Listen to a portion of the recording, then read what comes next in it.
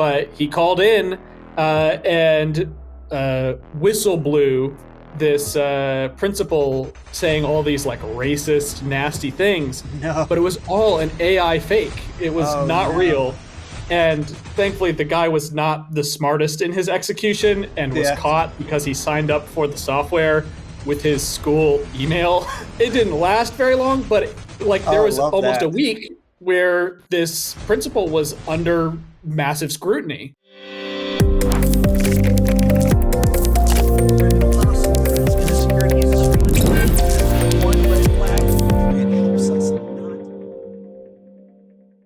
Welcome to the Lead Church Security Podcast, where we dive deep into the strategies that keep our churches safe while maintaining a welcoming atmosphere. I'm your host, Preston Hocker, and today we're going to be talking with one of the IT specialists that my private company uses whenever we have computer questions or if we need some assistance in a private investigation that's going to involve some computers or networks or anything that you would consider to be cyber. Now, before we jump into this conversation, I want you to go ahead and smash the like button and subscribe to the podcast wherever you might be joining us. It might be YouTube, so go ahead and subscribe to us there. Today, I'm talking with Joshua Hodricourt about cybersecurity and cyber threats. Josh, I wanted to bring you on because while I might have learned some things about cybersecurity in the past couple of years, I'm not ignorant to the fact that there are levels to this game. And while you'll tell me that you're not the best, you are still light years above me. So that's why I wanted to bring you on. So before we get too deep into this conversation, go ahead and take a minute or two and tell our audience how you got into the computer industry, into computers in general. And early on, got my hands on with hardware and learning base operating systems, how to service them and the such with our own family business. And then jumped in to the professional landscape at 15 as an intern and worked my way up through the ladder. And now today, I am a alignment engineer, which is a fancy word for cyber auditor and network auditor. And of course, a consultant for you. Whenever we get into a cyber case, I hop in there and see what I can find and see what we can fix. I also feel like I ought to tell our audience that I've known you basically your entire life. Yeah. Like you said before, my very first pair of sneakers. Very first pair of sneakers came from me. Your parents used to come to my Little League game. So this kind of goes deep with us. But it's good to have, especially in private investigation, it's good to have people that are in your corner, that are on your team, that you know for sure that you can trust. You don't want to bring people in that you're having trust issues with. And I mean, I know your parents, so I can trust you. Exactly. If I say something wrong, then you know who to go to. I know who to go to. I'm going straight to your mama. Yeah. But like you said, trust is a huge part of what we're going to talk about today. And permissions and cyber. So let's see what we can do. So why don't you go ahead and start this conversation and explain why cybersecurity is particularly important for churches today? Well, just like physical security is super important right now, cybersecurity is just as important. Security is about protecting your people. In the context of churches for cybersecurity, it's about protecting their finances and protecting their identities. The most common attacks that we're seeing are on those finances and identities and information. Most cyber protection is about protecting information. And nowadays, we're seeing everything from script kiddies to nation state actors attacking churches. Okay, what was that word you just said? Script kiddies. What is that? It is not like a tiny cat, but kitty, like KIDD. Oh. Yes. It refers to a hacker, a super low-level entry, usually a kid just looking to cause trouble, got some nasty script off the internet that they can just jump on a network and hit the go button, and it does something. Any of those little style attacks, we usually refer to people like that as script kiddies. My wife and I, we were watching a TV show that was on like Netflix, I think. And it was talking about exactly what you're talking about, people that can Mm, buy scripts off of like the dark web that are yeah, scams that are already ready. Like it's like crack the box open, it's boxed ready literally, for you to it's go scam in make. a box. Yeah, exactly. I didn't Yeah. even know that that was a thing. I don't know if you heard this, but we had somebody try to scam Freedom just a few weeks ago. Somebody sent an email to our bookkeeper that was Hmm. trying to. Did you hear about this? I didn't, but it is on my list to talk about as the Oh, one of the okay. most common attacks we are seeing against churches nowadays. So this one, let's see if this is one that you were going to talk about. But this one had to do with our worship leader.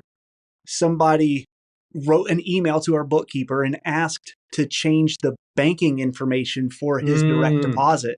And they even used, it came from an email that kind of would make sense because yep. Emery's our youth pastor, or not youth pastor, Emery's our music pastor. So it was like something, something music at Gmail or at Yahoo or something like that. So it kind of made sense because why not? But Yep. luckily, our bookkeeper was smart enough to say, you know what? I've never seen this email before. And we've got this policy where if we need to change banking information, we got to do that in person. We can't do that Mm, over. We can't do that over like email. We at the very least have to do it over the phone. But even these days, like we can't do it over the phone anymore because AI is existing, yep. and that's a There's whole other can of worms, right? There was a whole big scandal of a principal in a school, I forget which state it was in, got hit by AI voice fake by a disgruntled member of staff at the school. And they essentially took any of his speeches, put it into an AI that could regenerate something similar to his voice. And of course, when you're on the phone, it's not the highest quality. Yeah. So some of those artifacts can get through. But he called in and whistle blew this principal saying all these like racist, nasty things, No. but it was all an AI fake. It was Oh not no. real. And thankfully, the guy was not the smartest in his execution and was Yeah. caught because he signed up for the software with his school email. um, so it didn't last very long, but like there Oh, was love almost a that. week where this principal was under massive scrutiny Yeah. because of these things that he never said supposedly being in his voice. And there's damage to be done, even if it Mm-hmm. gets all cleared up.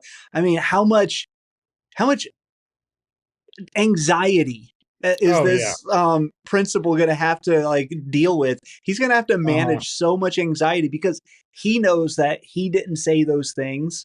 He knows that wasn't his voice, even though it sounded exactly like his voice. yep. And so now he's probably dealing with, just feelings of invasion and even Absolutely. feelings of theft and feeling like he probably even had people who he thought were his friends like Yeah. talking Just bad turn on about him. him. Yeah, and Yep. so now he's like, who do I even have friends? Like who's got my back? Mm-hmm. If these people don't have my back, who does? Oh, that's crazy. Yeah. So from your perspective, I know we've already kind of jumped into this topic, but what are there any other um, cyber threats that churches are facing other than like the email that we were just talking about?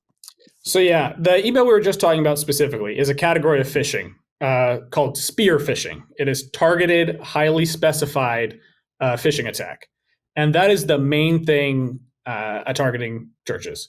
I work for a couple other big churches in the area as their cyber account manager, Okay. and so I get to see all the attacks, all the things that are going on inside these networks, and phishing is number one by far. Um, Something that I'm afraid we're going to start seeing the rise in is these AI replications. Because Hmm. most churches have all of their sermons, their head pastors, all of these sermons out and Yeah. can just be downloaded. There is all of this data that they can make a voice bank off of and just make it say whatever they want. And so as soon as you have that and you have all these live stream footage, you can Hmm. overlay them on top of each other and make it look like it's a video of someone saying anything. That's I wild. think I think that's a little bit we're in a little bit sci-fi territory of how realistic and how common that attack is going to be, but Hmm. that's one that I'm on the lookout for. Um, Something else we're seeing, like like I talked about the script kiddies, Hmm. is kids that are bored, either just driving by. If there's a guest network that's unprotected, they'll hop in there and start trying to jump to other people's devices, either try to send them things to their phones, try and take down a network, try and take down a live stream in a very light style of a distributed denial of service attack, which essentially we Okay. start flooding things to overload whatever service or server they're using, and it takes it down because it can't handle that many requests. What's wild is like when I was a kid, like hackers were almost Mm-hmm. mythological creatures. Yeah. Nobody really knew what hacking was or how to hack. But now, because we've got Google and YouTube, Oh, yeah. if you want to learn any of these things, there are probably 12-year-old kids that do this kind of stuff for fun, right? Absolutely. And not even just 12-year-old kids. Just like there's an old internet saying for the lulls that Oh, is yeah. that started as an explanation of why hackers were doing things. A lot of them do it just because it's a puzzle box. It's like, I want to figure out, how do I crack this thing? Sometimes it's not malicious. Sometimes it is just for fun. It's, Like, I see this thing that's open. I wonder what happens if I push the big red button. yeah. Like, do I take down this whole thing? Do I stop this whole procession? Like, for the lulls is a still used as a reason for why a hacker would do something. Yeah, that's wild. See, I like all of this is so far above me. Like, tell me to kick a door in, I'll kick the door in. Tell me, Exactly. tell me to take the bad guy down, I'll take the bad guy down.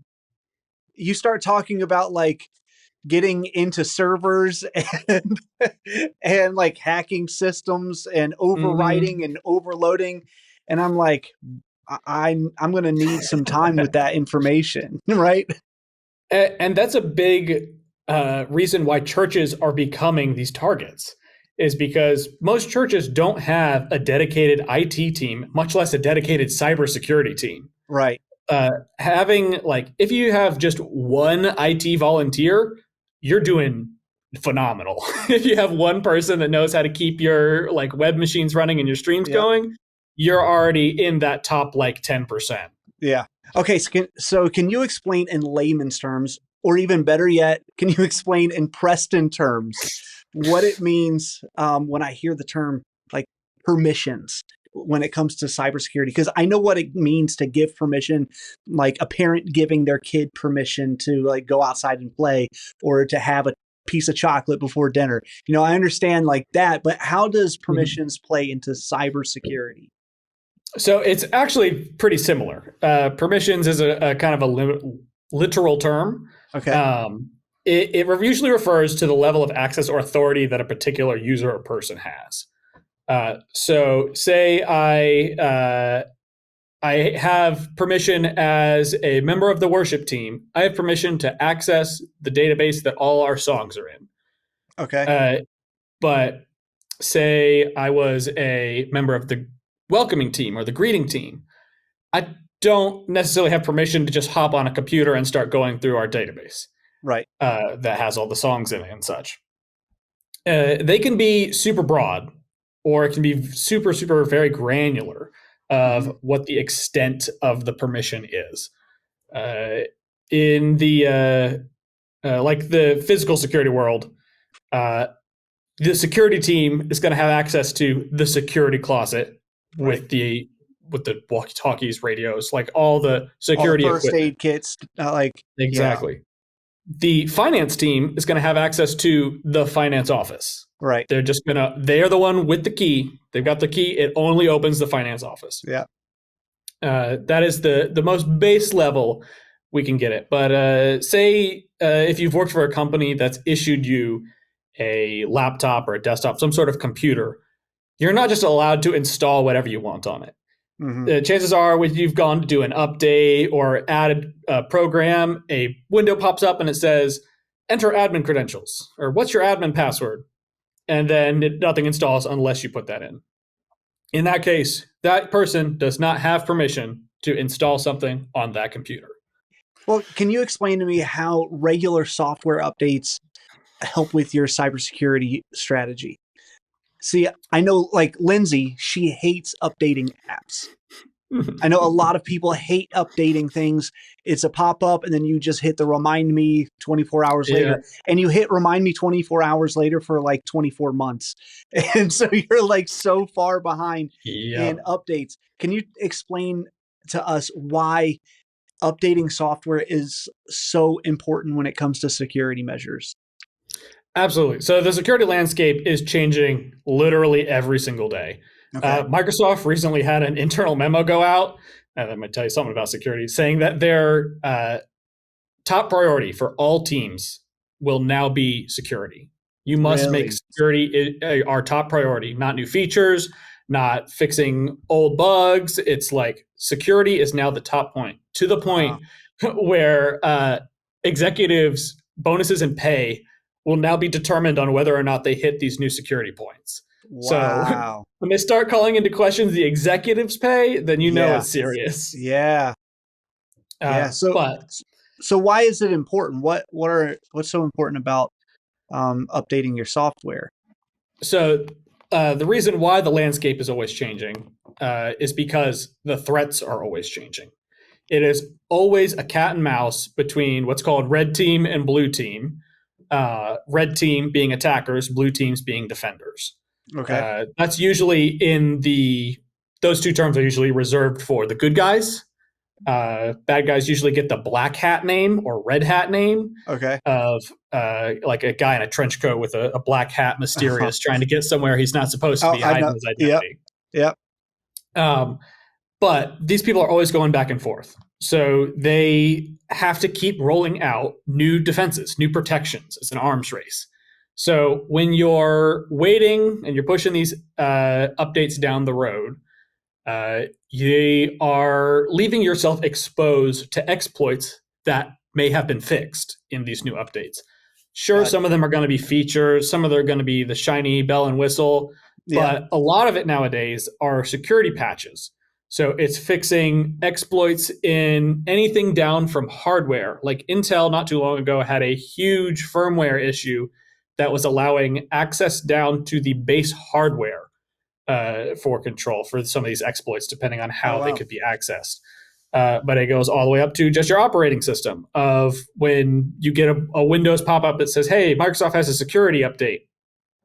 That could be fixing an exploit of, oh, we left this door open for printers, but now people have figured out how to circumvent the printer, pretend to be one, and now access a network or your computer Oh directly through shoot, I something hadn't they're even not. thought about that. Yeah. So So those people are can usually use so people can use like a doorway, basically like a printer as a mhm. doorway to gain access into your network and then lock up your data. Or uh, Yeah, there are numerous ways that they can affect it. And printers are usually they're one of the most common access points. In fact, I think it was wow. 2020. There was they were technically a hacker, but they were doing the world a service by they mass accessed every printer that they could find on the internet that was exposed to the internet and started sending pages for them to print saying, hey, your printer is open to the internet on this port. You should close that. So So that's probably one of those things that you were talking about before about, do it for the lulls. yeah, I mean, exactly. just do it. I'm doing this because I can. I'm not harming anybody. Actually, you're Hmm. like you said, you're doing a service, not harming anybody. I'm helping people Exactly. so that And they there's can plenty of close these doors and not get what's the newest one I've heard about? Oh, ransomware. Like oh yeah, yeah. so Ransomware is a huge issue. Uh, it does attack churches. mhm. It's much more used against businesses. Big businesses However, that have a lot more funds, right? and mega churches. If Mega they yep. think so what is going on nowadays is these ransomware attacks. They're getting in via phishing is the most common. Really? Yeah. So their first goal is to find the vulnerability. The weakest link in every cybersecurity setup is almost always the end user, the person. because we are able to be convinced and we're Mm-hmm. able to be negotiated with, Yep. and we're willing to give things the benefit of the doubt when Yep. we're dealing with a person to person. A Yep. computer is 1 and 0. Yes Mm-hmm. or no. Like if it's no, then it's no. A Yep. person can be convinced to click this thing. And like what was happening here recently of, oh, I know that this worship leader is at this church. So let me find whatever the finance email is, because it's probably somewhere for people Yep. that have questions about tithes or giving. Yep. They're like, okay, I figured out what this address is. I know this person is employed. Then I will just pretend to be this person and ask this person to do a thing. Yep. So the thing in this case was change my money deposit, change where I'm being wired funds for my service. In ransomware cases, it's, hey, can you click this link? Hey, can you do this thing? A big one that is going around right now is targeting CEOs. So this is an advanced spear phishing attack. Or CEOs, C-level people, high level executives. Right. They will watch their Facebook pages, their social medias, and say a CEO, he's on a golf tournament. Oh, I just hit one of the best games of my life, or I just hit this hole in one. And there's a picture of it in the video. He's posing with his buddies, and he's tagged his buddies in the picture. Now, this person that's been eyeing this company, they see this on social media. It's like, oh, I've got a plan of attack. He sees who's he's tagged in the picture. It's like, oh, this is Jeff from X other company, also an executive. Let me make an email that's his name, but not his company's name. So let's say it's Jeff Goldblum. I'm going to make Jeff Goldblum at Outlook. And I'm going to have my display name be Jeff Goldblum. I'm now going to email Tom Brady. Tom, hey Tom, great game last week. Here's a picture I took of us after that hole in one. And it's going to be a link that's going to maybe look like Dropbox. Maybe it looks like OneDrive. Yeah. Or maybe it's like, oh, here's a YouTube video of that awesome shot you made. I actually grabbed that video with my camera, with my phone. Check out this video. It was a once in a lifetime thing. Yep. I'm so glad I caught it. Check it out. That's wild. And then as soon as they've clicked it, as soon as they've activated it, if their permissions are high enough, which most C-levels are, like company owners, they're like, oh yeah, I'm in charge. I will do whatever I want on my company computer. Yeah. So they don't have locked down permissions. They have unlimited permission. And so that's the person they want to compromise. So boom, I'm in. I've compromised this one computer. I will now wait for 2 months. I will not do anything. This thing will pass. They will never think of this. It will never be, oh, that is how they got into my machine. And then one day I'm going to flip the switch, and anything that computer has access to is now going to be locked down. That's terrifying. The even worse part is they're holding this for, it's called ransomware because they're holding your network for ransom. They say, we will decrypt it if you send us this amount of cryptocurrency that is untraceable. Jeez. The worst part, it's not even like put the money in a paper bag and drop it off in Central Park and don't bring the cops to it all by yourself. It's always untraceable. Yeah, always crypto. Wow. It's also why ransomware also has the name is synonymous with crypto locker. Oh, I hadn't heard that one. Yeah, it's synonymous pretty much. Crypto locker was a specific ransomware, but has now become synonymous with it. It's like tissue and Kleenex. It's the same thing. That's wild, man. Yeah, That's wild. That scenario where they're picking these specific businesses, they are taking in the account of the size of your business. And where they're compromising these mega churches, they're going to see what size is their congregation. Yeah. So, okay, this congregation is a couple thousand people. They could probably afford this much without causing too much harm. So let's put it right at the precipice of what the ransom is so that they will pay it, and it will be easier than starting a cyber investigation. Yeah. Wow. I know we had a form of a cyber attack even on our security company not long ago. Really, this was our bank that kind of dropped the ball. We had opened up a new account, um, and the bank sent a debit card for that account through the mail. Mm. I know you're shaking your head. Anybody that's just listening, Josh is shaking his head. But we didn't ask him to do this. This was not Yeah. on us. This was not my fault.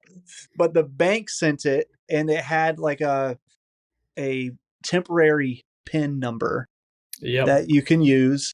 And this guy, we watched him because, I mean, first of all, you stole the debit card to a private investigation company.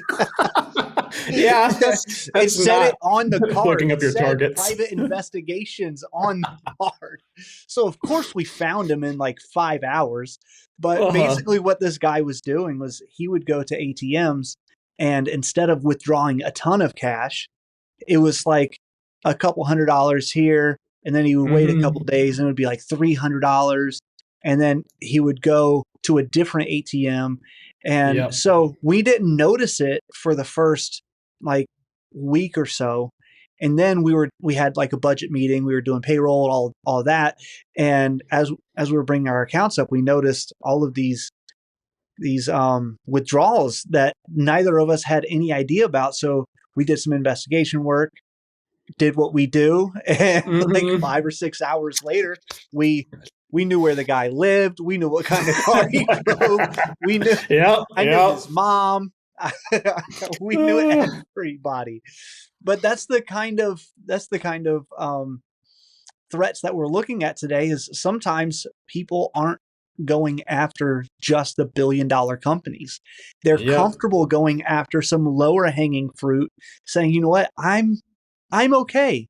In a way, I'm not going to be greedy and take millions of Hmm. dollars. I'm just going to take $10,000 from this company because it's a little bit Anything lower. that will slip under the radar. That's Anything wild. that's not going to trigger the bank's automatic fraud detection. That's wild. It's really a scary time to consider the cyber threats. I mean, it's piracy. Hmm. It's a Oh new yeah, form of pirates, and they're absolutely. not. There's no yo ho ho and a bottle of rum. There's no eye Uh, patches or peg legs. It's just some guy eating Cheetos behind behind yeah, the and monitor. most of the time you'll never see them or never even know. Never That's know. why that's why it's important to be in these kind of circles, having these kind of conversations. You got to be proactive, right? There's Hmm. like there is no reactionary um, measures when it comes to cybersecurity. You have to get ahead of the ball. You can't be behind it, because if you're behind it, you're just kind of picking up pieces, is what it sounds like. Absolutely, and that is the case of like everyone knows, when a business doesn't innovate, it usually falls off and fails. What we're seeing is they don't even need to be innovating their product, or they should be innovating their product. Even if they are and not innovating their scope of IT and the scope of their security, doesn't matter how good of a product they make, it will fall to pieces because someone will snatch it up. Like China is stealing IPs, Russia is trying to bring down services. Like if you are anywhere in the contracting space, there are people around the world that want what you have and are Yeah. willing to get it at almost any cost. We're kind of segueing into this next question, but it sounds like you're talking about like how the church staff and even like your congregation, they're all part of one chain, and Mm-hmm. every link has to be strong. So what role does staff training, or even training your congregation, what role does that play in effectively managing your church's cyber spaces? So training is the number one thing you can do to help fight against both phishing attacks and local physical attacks. We haven't talked about local physical attacks much, Uh-huh. but phishing is the thing we're seeing the most and the thing that will most likely get you. Mm-hmm. Because like nowadays, everyone's on their phone. Even though I've got this big old phone that folds in half and it can look at the email really closely, it's still on a phone. I might miss that email is a .co. It's not .com. Or .com. that this business is spelled with uh, uh, a capital I instead of a lowercase I. Or they're using a capital I instead of an L. Like these little tricks that they're able to Gotcha. circumvent services to make it look as legit as possible. I'm sure you've seen the fake Amazon emails or the fake Mm-hmm. FedEx emails like, hey, your package has been delayed, or hey, your package was delivered, but it's clearly the wrong address. Click Yeah. here to adjust things or report it. Mm-hmm. Like training and assessing those is the number one thing you can do to stop that and to stop phishing. Your staff should absolutely be going through phishing awareness training. There is awesome services like KnowBe4. I personally use it in a whole bunch of my clients. It's automatic phishing training. So not only when you sign up for it or get into there or any of these services, it will give you training that you can play for your staff. They access it on their own time. They watch a video. They learn some things. And Okay. then it's quiet for about a month. And then we start sending you phishing emails. We're doing direct attacks on ourselves for this training. And we're sending these suspicious emails. We're making them look really good. But if you click one, it goes, ba-ding. Oh, gotcha. Oh, no, no, no. You did it bad. And we'll make them, it re-signs them back up to do a different kind of training. And as part of that, they also get a report button. And if they correctly catch it, it gives a little confetti. You did it. You got us. Good job. I was about to Way say to it go. needs confetti. I feel like that's a confetti Yeah. type moment. Yep. It gives you a little congratulations. You did it correctly. But that button also works to report legitimate ones, and we'll go to either our services or their services, and we'll check it, confirm that it is something, and then we block that address. We block that IP it came from, and we lock that down. Can you tell me one more time what that phishing training was called? KnowBe4. KnowBe4. KNOWBE, the Okay. number 4. Okay. So in like physical security, we have to constantly look at local and state like legal guidelines, and those guidelines are always changing, so we're constantly having to look to make sure we're in compliance, especially when you consider like carrying firearms or like giving somebody CPR if you don't have like a up-to-date CPR like certification, like you're a card carrying CPR licensed person. Are there any legal considerations that we need to be aware of when it comes to like having permissions on your network, or are there any things that you need to know about, or any legal considerations regarding cybersecurity in general? Not particularly. Your network is your property. You are welcome to configure it however you'd like, as strict as you like, as much as I would advise against it, as loose as you'd like. But it is up to you to what you do with it. The legalities of it are protections against accessing other people's devices. Gotcha. Kind of like in the sense of Texas and stand your ground. You are welcome to defend your network as tough as you want. Well, it's like, this is my computer. I can lock it down if I want. This is my house. I can lock the door if I want. If I want to leave it open, that's up to me. But I have to deal with those consequences. That's what it sounds like you're saying. Absolutely. So looking ahead, how do you see the role of cybersecurity evolving, especially within the church security or church cybersecurity strategies? Like I said earlier, with the businesses needing to scale appropriately, if your church is growing, you're that medium-sized to bigger church, and you don't even have an IT volunteer, there are going to be some risks, especially if you are in-house processing donations, in-house processing finances. There is risk of cyber attack unless you're doing everything by hand and you're in a locked, secure room in the safe, hand writing down the things, and you're locking it up and bringing it to the bank. Cash only? Probably not likely nowadays. But you should have a volunteer member, and if you can afford it, a staff member, a professional. If you are scaling to the point where you have live streams, recordings, you're producing media. You have all these networks. You have a server or a NAS, a network attached to storage device that is hosting like your sermons, your old sermons, or Yep. anything like that is storing data that could be valuable to somewhere else. But even if it's not, it's yours. You should protect it. One of the things that you mentioned was Microsoft, which is a massive company, Mm-hmm. and Yeah. what they said regarding cybersecurity. And I think that ought to be like a massive beacon in the sky for that Yeah. everybody ought to be looking at. I mean, if Microsoft, who I'm sure doesn't have all of their doors unlocked and open, they already Mm-hmm. have some pretty tight Yeah. security. But they are even saying, hey, we need to tighten up our security even more. If they're saying that, then we ought to be paying attention. I think we're all fools if we're just thinking that it couldn't Mm-hmm. happen to us. We're just a small church. Well, it sounds like there are some cyber pirates Yeah. who are more than happy to come after even some medium-sized churches and get a quick payday, Absolutely. because it sounds like they're buying these scripts, and once they bought that script, they can use it wherever, however they want. So if they Mm-hmm. get a quick payday from a medium-sized church in the middle of, Iowa, then they're Yeah. fine with it. They don't care. And chances are they're not just getting a quick payday from the small church in Iowa. They're Mm-hmm. probably getting tens or hundreds of quick paydays from these tiny little churches. They're All right. taking just a little bit. Let me just take a little bit off the top so they don't Yeah. notice. Yeah. Oh, we're not going to set any red flags if $10 goes missing here a week. Yeah. Okay, well now let me multiply that by 100 different places I'm taking, Yeah. hundreds of dollars over the course of a year or a month across the It's too nation. easy.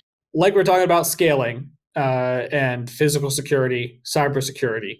If you are to the point where you're going to get a dedicated either IT manager or IT volunteer, you should integrate them with your security team, because cybersecurity is only as good as your physical security.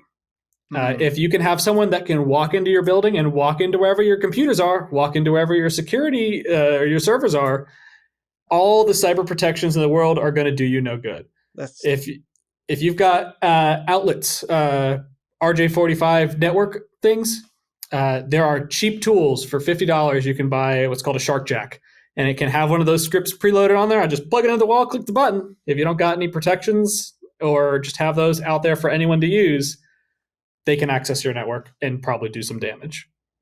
Yeah. So that's why we always talk about controlling access points, and how some people feel like it's a little odd to tell people they're not allowed to basically go wherever they want to in our Mm-hmm. church facilities. But it's not odd when somebody goes to like a bank to tell people they're not allowed to go wherever they want. Mm-hmm. But we have to use that same mentality of, we want to be welcoming. We want people to be here. We're an inviting community. However, due to some very real viable threats, not only physically, not only active shooter, active attacker, not just medical emergencies that could arise, or children getting lost or abducted, but we're looking at also cyber threats now that could impact the church as an organization, but also the church as the people who are here. It could Mm-hmm. impact us together as a community, but it could also impact people individually if we aren't careful. Yeah, that limited access is protecting both them as a member of the congregation and the organization itself. Yeah. Josh, this has been so good, so informative. Um, it's funny that I've known you for so long. We've had lots of conversations, but this one was so. I feel like I learned so much. Genuinely, I learned so much. Awesome. I'm so appreciative that you came on. I really hope people realize security threats aren't just physical anymore. Not all threats can be managed or combated with an AR or a sidearm. There are some Mm-hmm. very sophisticated cyber threats that are in the world that a lot of us are completely ignorant about. But we can't continue to be ignorant. If we're going to be protectors, We can't claim ignorance anymore. Just want to thank you for being on. I am sure I'm going to have you on at least a few more times in the future. Well, I am absolutely glad to do so and happy to be here. Thanks for having me. I also want to thank our audience. Whether you're listening on Apple Podcast or watching on YouTube, thanks so much for tuning in to today's episode of the Lead Church Security Podcast. If you found some value in this conversation, take a moment and share it with your pastor or share it with your security director. Hit the subscribe button if you're watching on YouTube. Hit the notification bell so you don't miss any of these strategies. We thank you so much for joining us. We will see you next time.